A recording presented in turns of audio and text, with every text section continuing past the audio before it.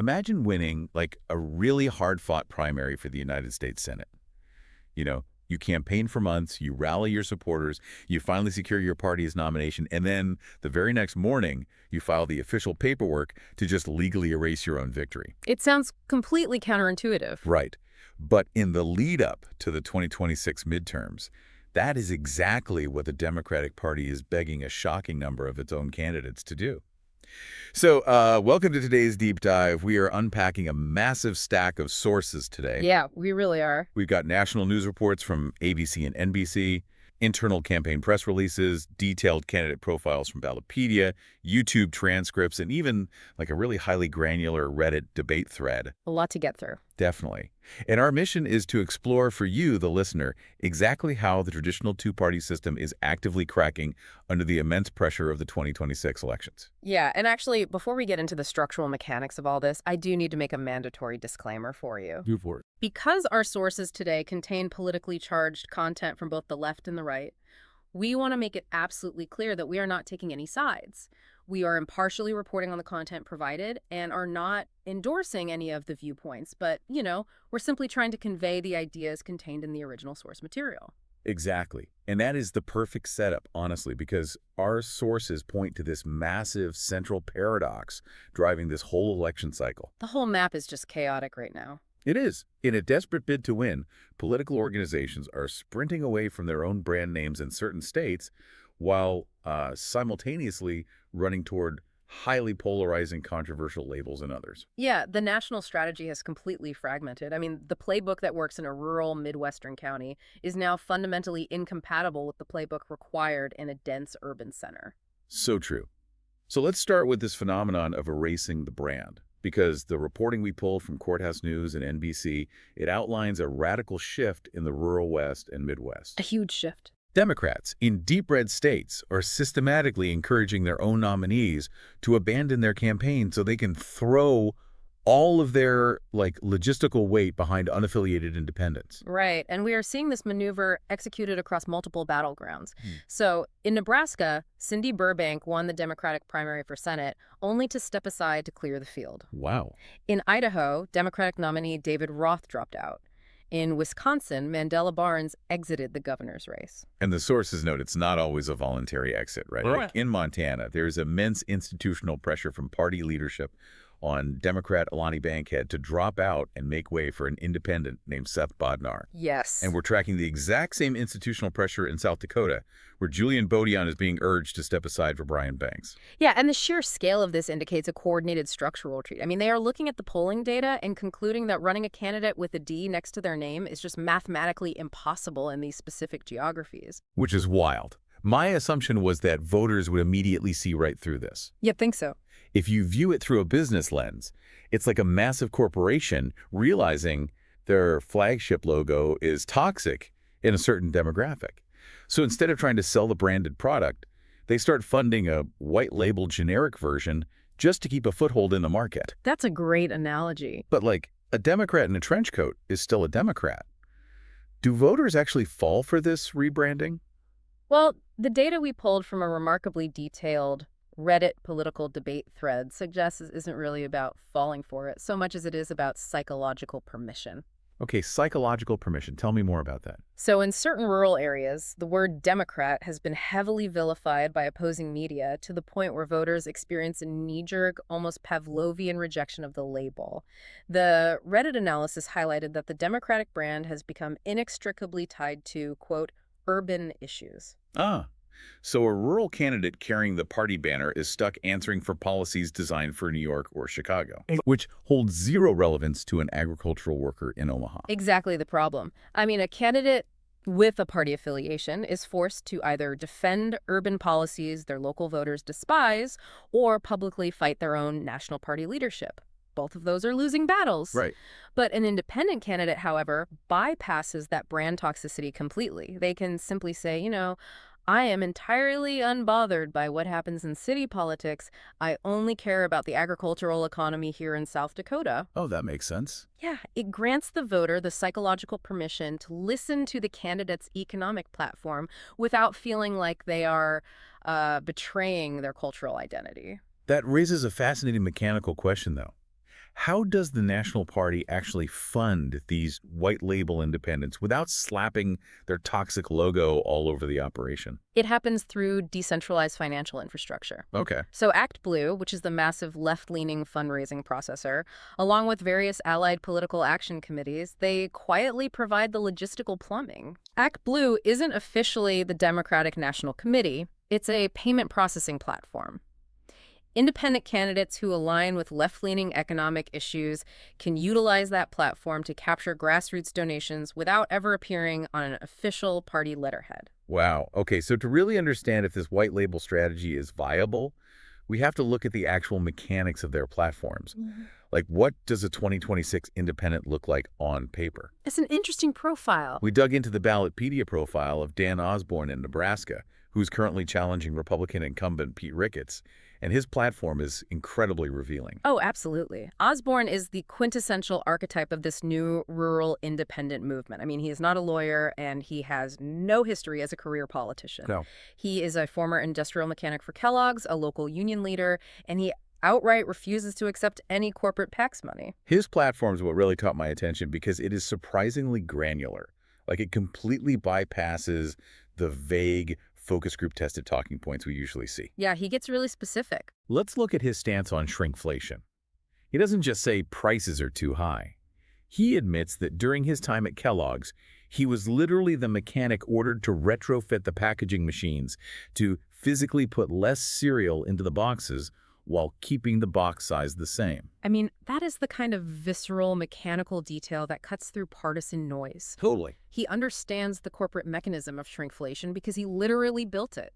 And his platform proposes empowering the Federal Trade Commission to officially classify shrinkflation as a deceptive market practice subject to federal penalties. He also champions the right to repair, and his framing of it is brilliant.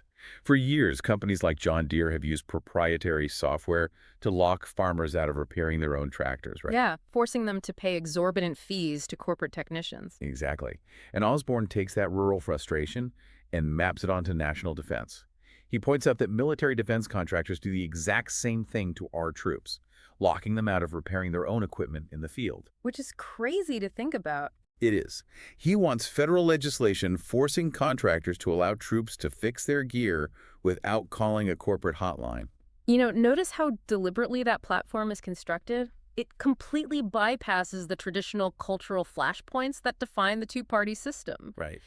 He is targeting hyper-specific economic frustrations that irritate voters across the entire political spectrum. He goes just as hard on anti-corruption, too. Yeah. He wants a total ban on congressional stock trading. Yeah. And to hammer the point home, he highlights that his opponent, Pete Ricketts, made an estimated $10 million in the stock market in just a single month last year. $10 million in a month. It's wild. It's insane. And on top of that, Osborne is pushing for targeted tariffs to protect American manufacturing jobs, and he wants to overturn Citizens United, the Supreme Court ruling that essentially opened the floodgates for unlimited corporate spending in elections.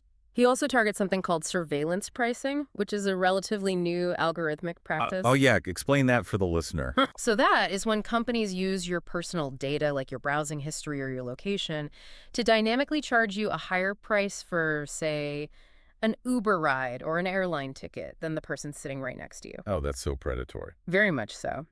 And while he is fighting these modern corporate practices, he remains fiercely protective of legacy programs like Social Security. If you look at the totality of that platform, it is a fascinating hybrid. I mean, he is highly pro-Second Amendment, but aggressively pro-union. Yeah, he is appealing to a working-class ethos that both major parties consistently claim to champion, yet frequently fail to capture in their actual legislative priorities. And the sources reveal a structural element to this movement that is completely unprecedented. Many of these candidates, including Todd Achilles in Idaho and Brian Bangs in South Dakota, share a background as military veterans. Right. They have that shared history. And they aren't running isolated state-level campaigns. The reporting shows they are coordinating in a private group text, actively aligning their messaging across state lines. It's essentially a decentralized shadow political party. Basically. But, let me push back on this strategy from the Democratic perspective for a second, because our sources highlight massive internal rebellion. Strategists like Mike Soroso are openly furious about this, calling it a stupid political game of disguise. It is a massive risk. Because if Todd Achilles actually wins in Idaho, he has explicitly stated he will not caucus with either party. And for you, the listener, caucusing is how an independent aligns with a major party to determine who controls the majority power and committee assignments in Congress. Right. So if these independents refuse to caucus, aren't the Democrats literally funding their own obsolescence? That is the exact nightmare keeping party loyalists awake right now. I mean, if the Senate is split 50-49, a truly independent senator who refuses to caucus holds absolute unilateral leverage over the entire legislative agenda. Wow. The Democrats are terrified of creating a monster they just cannot control. So if the white label strategy carries that much institutional risk, why are they deploying it so aggressively? Because the alternative is Arizona. Oh. To understand why party leaders are willing to stomach the risk of a rogue independent, you have to examine the mathematical chaos that occurs when a race fractures into three distinct factions. The ABC News source on Arizona illustrates this perfectly. Yeah, Arizona is the ultimate cautionary tale for electoral modelers right now. Yep. You have Kyrsten Sinema, the incumbent senator, who notoriously switched her affiliation from Democrat to independent. Yep. And this just destroyed any chance of a clean, predictable two-way race. Instead, you have a highly volatile three-way standoff. Okay. You've got Sinema in the middle as the independent, Ruben Gallego running as the Democrat on the left, and Kari Lake running as the Republican on the right. And the underlying voter registration data explains the panic. State records show a nearly perfect tripartite split. Roughly 35% of voters are registered Republicans, 30% are registered Democrats, and 35% are unaffiliated. But the pollster analysis we reviewed notes a critical flaw in how we think about those unaffiliated voters, right? The data shows that true swing voting independents are actually incredibly rare. Most people who register as unaffiliated possess a consistent, highly predictable partisan voting history. They are essentially closet partisans who just dislike the party labels. Which turns the entire election into a terrifying game of statistical subtraction. Yeah. In a standard two-way race, the polling models are straightforward. But in a three-way race, pollsters have to model for the spoiler effect. Okay. If Ruben Gallego manages to keep the traditional Democratic base entirely intact, and Kari Lake loses even a fraction of moderate Republican voters to Sinema, Gallego wins the seat. However, the math swings just as violently in the other direction. If Sinema pulls a mere 3 or 4% of traditional moderate Democratic voters away from Gallego, Kari Lake walks away with the victory. Yes. In a state with margins that tight, Sinema doesn't need to win a majority of the votes to ruin a campaign. She just needs to siphon off a mathematically insignificant sliver of the electorate. Exactly. The campaigns call it a pick-your-own-adventure election model because the variables are entirely outside their control. That's a great term. And this brings us back to the core mechanism of our first segment. The reason Democrats are systematically clearing the field in places like Nebraska and Idaho is because they are desperate to avoid becoming the spoiler themselves. They look at the math and realize that if they run a traditional Democrat alongside a viable independent, they will simply split the anti-incumbent vote and basically guarantee a Republican victory. That structural reality perfectly sets up the ultimate paradox of this deep dive. We just spent 20 minutes dissecting how rural Democrats are sprinting away from their party's label, convinced that moderation and independence are the only paths to victory. Right. Yet if we pivot to the Midwest, another wing of the exact same party is doubling down on a label that is infinitely more polarizing. Democratic socialism. It is a staggering contradiction in national strategy. I mean, the party is simultaneously deploying the white label disguise in one region and flying a neon, highly controversial banner in another. Based on the WCHS TV YouTube transcripts and NBC reporting, we're tracking a massive surge of candidates who are proudly and loudly claiming the Democratic Socialist title. We really are. We're looking at figures like Abdul El Sayed in Michigan, Zohran Mamdani in New York City, and Francesca Hong in Wisconsin. And if you analyze their specific platforms, they are completely unapologetic. I mean, they are not trying to soften the edges of the ideology at all. Not even a little bit. Their policy proposals include instituting Medicare for all, aggressively defunding police departments, abolishing the current carceral and prison systems, and granting sweeping amnesty to all undocumented immigrants. And the pushback, as you can imagine, is blistering. Oh, yeah. The WCHS report even surfaced localized controversies, highlighting claims that Hong supported replacing or ending traditional holidays like Thanksgiving and Christmas. Naturally, Republicans are weaponizing this on the campaign trail, labeling these candidates as literal communists. But the internal panic from moderate Democrats is just as severe. They are terrified that this far-left messaging is going to alienate the crucial working class and African-American voting blocs that the party relies on. Yeah, the internal friction within the party apparatus is palpable. Moderate leaders believe this messaging is absolute electoral suicide in purple battleground states. Which begs the question, if the standard run-of-the-mill Democrat label is considered toxic in a place like Nebraska, the socialist label has to be absolute political poison in a razor-thin swing state like Wisconsin. You'd think. Why on earth would a candidate like Francesca Hong actively embrace a label that hands her opponents endless ammunition? Well, the research we reviewed from Northeastern University provides a really brilliant explanation of the underlying political mechanics here, specifically regarding how primary elections function. Okay, lay it out for us. Historically, a political incumbent's primary goal is to maintain a wide, safe, non-offensive coalition. They avoid strong labels because, well, labels alienate voters.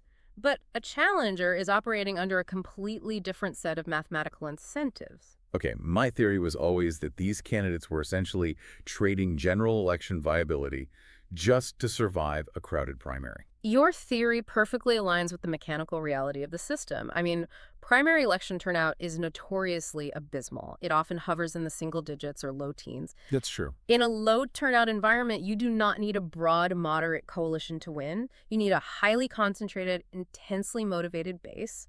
In a crowded media landscape, a challenger must manufacture a way to stand out. So embracing democratic socialism isn't necessarily just about like a rigid, inflexible belief in the ideology.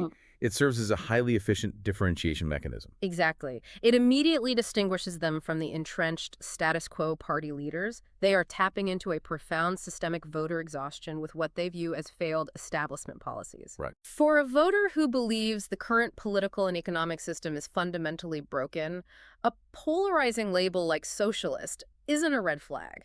It is empirical proof that the candidate is genuinely an outsider who hasn't been co-opted by the machine. It is a way of weaponizing polarization. They're looking at the electorate and saying, the fact that the establishment hates my label is exactly why you should trust me. They calculate that the intense loyalty they generate from a narrow, highly motivated base will outweigh the broader alienation of moderate voters, at least enough to push them through a primary. So we have a political ecosystem where candidates are playing hide and seek with their affiliations in the West while grabbing the loudest, most divisive megaphone possible in the Midwest. It's completely disjointed. But amidst all this high-level ideological brand engineering, our sources prove that the micro-level traditional mechanics of political warfare still dictate the map. I am talking about the old-school playbook of scandal hunting. Yes. It reminds us that no matter how sophisticated the macro strategy gets, elections are often decided by the timeless tradition of opposition research. Definitely. We look directly at a press release from the Democratic Congressional Campaign Committee, the DCCC, which outlines how Democrats are aggressively pouring resources into targeting two theoretically safe, deep red congressional seats. Yeah, Andy Ogles in Tennessee and Corey Mills in Florida. Right. And on a purely structural level, neither of these districts should be remotely competitive for Democrats. So what mechanism is driving the National Party to invest there? Well, it is the compounding effect of twin vulnerabilities. Oh. Ethical scandals directly leading to a collapse in fundraising. Let's look at Corey Mills in Florida. He is currently facing severe allegations of stolen valor, which, for the listener, means he is accused of lying or exaggerating his military service record, alongside separate allegations of domestic violence. Heavy allegations. Very heavy. But the mechanism we have to look at here isn't just the scandal itself, but how the scandal freezes the campaign's financial ecosystem. In a recent quarter, Mills raised a remarkably low $61,000. Wow! I mean, for a sitting member of the United States Congress entering an election year, $61,000 is functionally bankrupt. Exactly. It is like a tech startup with a brilliant product pitch, but the CEO suddenly falls under federal investigation. The venture capital freezes instantly because nobody wants their money tied to the ensuing legal fallout. Which makes total sense. And we are seeing the exact same dynamic in Tennessee with Andy Ogles, who is busy fending off multiple federal investigations into alleged campaign finance violations. His fundraising quarter was similarly disastrous. The National Democratic Campaign brass essentially smells blood in the water. And their operational instincts are being validated by the independent analytical models, too. Oh, really? Yeah. The nonpartisan Cook Political Report recently shifted their official ratings for these exact districts, downgrading them from solid Republican to merely likely Republican. Which fundamentally alters the national spending map. It does, and this provides a crucial counterbalance to everything we've discussed so far. We've spent a lot of time analyzing complex macro-level brand strategies. You know, the mathematical models of three-way races, the logistics of white labeling independence, the psychological warfare of the socialist label. Yeah. But the situations with Ogles and Mills prove that micro-level candidate flaws still dictate the immediate realities of the battlefield. Right. The real victory for the DCCC here isn't necessarily winning those deep red seats. It is forcing the Republican national apparatus to spend millions of defensive dollars protecting incumbents who should be safe, thereby draining resources that could have been spent in crucial swing states. Right. Because a brilliant overarching brand strategy is completely useless if your candidate's financial infrastructure collapses under the weight of an ethics probe. Exactly. The unglamorous fundamentals of campaign finance and candidate discipline still control the board. That's a great point. So let's pull all of these disparate threads together because we have covered a massive amount of structural ground today. We started in the rural West, examining the mechanical logistics of how Democrats are utilizing platforms like ActBlue to quietly fund white label independence, basically bypassing their own brand toxicity. Yep. Then we moved to Arizona to dissect the terrifying zero-sum math of a three-way standoff, where closet partisans and spoiler effects keep pollsters awake at night. A nightmare for them. Truly. Then we pivoted to the Midwest to unpack the mathematical primary incentives driving the unapologetic rise of Democratic socialists who are using polarizing labels to shatter the establishment. And finally, we looked at the South, where the traditional mechanics of scandal chasing and frozen fundraising still reshape the national map. It paints a picture of a fractured, highly volatile, and rapidly evolving political ecosystem where the old rules simply no longer apply. It certainly does. So I want to ask you, the listener, to reflect on your own political calculus for a moment. When you step into the voting booth in 2026, how much does the institutional letter next to a candidate's name actually influence your behavior? Are you casting a vote for the overarching national brand, or are you truly evaluating the specific platform of the person on the ballot? And I want to leave you with a final mechanical thought to mull over as we conclude. For decades, American political discourse has been obsessed with the idea of a third party rising up from the outside to fix a broken system. Right. Everyone always talks about a third party. But based on the structural data we've unpacked today, what if the two-party system isn't broken by an outside force at all? What if it is systematically dismantled from the inside by independent contractors, rogue candidates, who happily hijack the massive financial and logistical infrastructure of the major parties while flat out refusing to wear their uniforms, answer to their leadership, or caucus with their majorities? Wow, now that is a wild, paradigm-shifting thought. It is the political equivalent of a hostile takeover executed by gig workers.